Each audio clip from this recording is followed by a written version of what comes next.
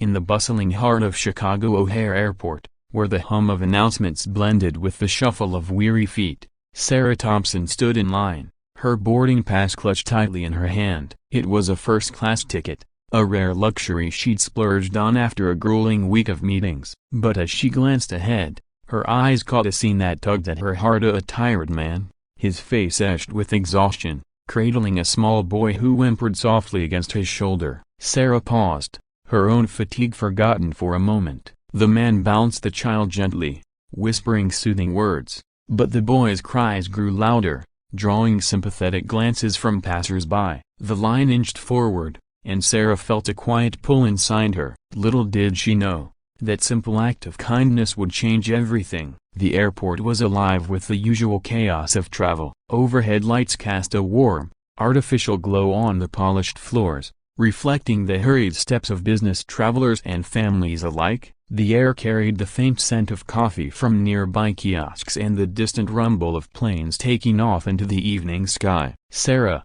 a 32-year-old marketing consultant from New York, had been looking forward to this flight home. Her job kept her on the road often, pitching ideas to clients who rarely smiled. Today, she closed a big deal, and the first-class seat was her reward. A chance to stretch out, sip a glass of wine, and let the world fade away for a few hours. She adjusted her carry-on bag, feeling the weight of her laptop inside. It had been a long day, starting with an early breakfast meeting and ending with handshakes that sealed her promotion. But as she neared the gate, the father's struggle became impossible to ignore. He was dressed simply in a rumpled button-down shirt and jeans, his dark hair tousled as if he'd run his hands through it 100 times. The child, no more than 4 years old, clutched a stuffed bear, his little face red from crying. "SHH, Tommy, it's okay," the man murmured, his voice soft but strained. "We'll be home soon." Sarah watched as the gate agent scanned tickets ahead. The flight was overbooked, a common issue these days, and announcements had already called for volunteers to give up seats for a later flight. No one had stepped forward. The father shifted Tommy to his other arm, wincing slightly perhaps from the child's weight or his own weariness. Sarah's mind wandered to her own life. She had no children, no family waiting at home except her cat, Whiskers. Her days were filled with deadlines and emails, a routine that left little room for connection. But seeing this bear, she felt a pang of empathy. What if that were her brother, or a friend? Travel was hard enough alone with a child, it must be exhausting. The line moved again, and now the father was at the counter. Sarah could hear snippets of the conversation. "Sir, your seats are in economy," the agent said kindly. "But with the overbooking, we might need to bump someone." The man nodded, his eyes heavy with fatigue. Tommy's whimpers turned into full sobs, echoing through the gate area. Passengers shifted uncomfortably, some plugging in earbuds to drown out the noise. Sarah took a deep breath, the cool airport air filling her lungs. She remembered a time when she was young, traveling with her parents after her father's job loss. They'd squeezed into cramped seats, her little brother fussing the whole way. Kindness from strangers, a shared snack, a gentle word had made those trips bearable. Now, standing here, she felt that memory stir. Without overthinking it, she stepped forward, her voice steady but soft. "Excuse me," she said to the agent. "I have a first-class seat. I'd like to give it up for this gentleman and his son. They need it more than I do." The agent looked surprised, her eyebrows rising. "Are you sure, ma'am? We'll compensate you with a voucher and rebook you on the next flight." Sarah nodded, glancing at the father. He turned, his eyes meeting hers for the first time. They were a deep blue, framed by lines of worry. "Thank you," he said quietly, his voice breaking a little. "You have no idea what this means." Tommy, sensing the shift, quieted slightly, peeking at Sarah with curious eyes. As the agent processed the change, Sarah felt a mix of emotions: a relief at helping, but also a twinge of regret for her lost comfort. She accepted the voucher, a modest $400 credit, and watched as the father and son were escorted to the priority lane. The man paused, turning back. "I'm Michael," he said, extending a hand. "Michael Reynolds, and this is Tommy." "Truly,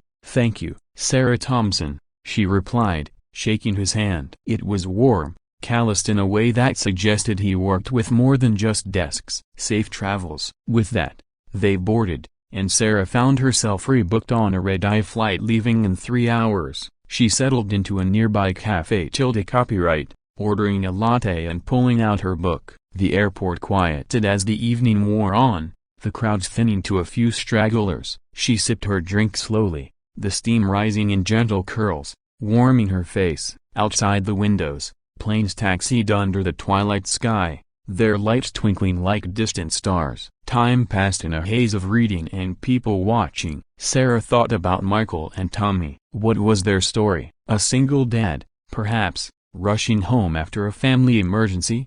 She smiled to herself, glad she'd helped. Kindness, she mused, was like a ripple in a pond that spread without asking for anything back. Finally, her new flight was called economy class, middle seat, but she didn't mind. As the plane lifted off, the city lights of Chicago faded below, and Sarah drifted into a light sleep, the hum of the engines a soothing lullaby. The next morning, back in her small New York apartment, Sarah unpacked her bag. Whiskers greeted her with a meow.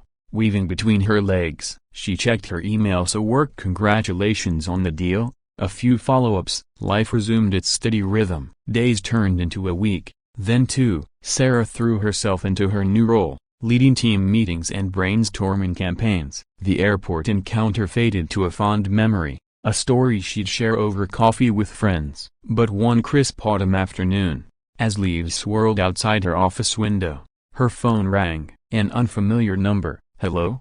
She answered. "Is this Sarah Thompson?" A polished voice asked. "Yes, speaking. This is Elizabeth from Reynolds Enterprises. Mr. Michael Reynolds would like to speak with you." "Hold one moment." Sarah's heart skipped. Michael Reynolds? The name rang a bell, but...